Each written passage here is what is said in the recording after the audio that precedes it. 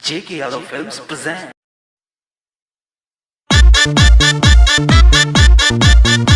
JK Yadav Films.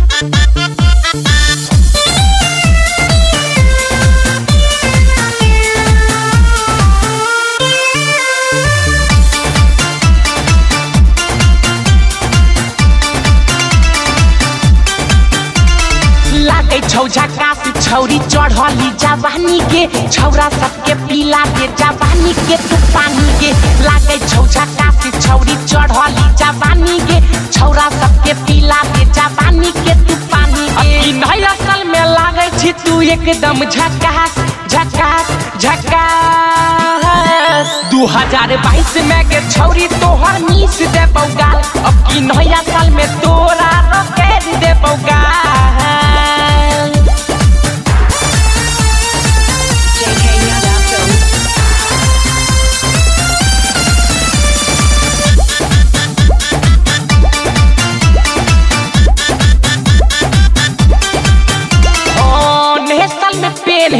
कपड़ा तू गरदा खाइते तो छौरा समझ के गे जरदा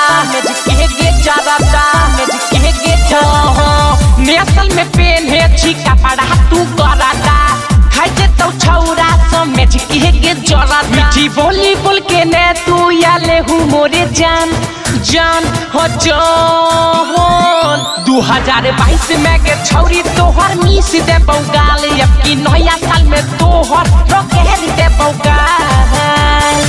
JK Yadav Films.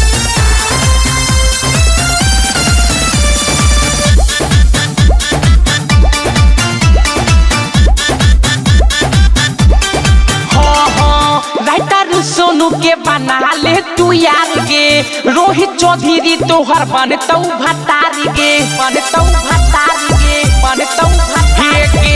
Writer Sonu के बना ले तू यार के रोहित चौधरी तोहर बनतौ भतारी के तू जनी मिल के करतौ गे प्यार वाली बात हाँ बात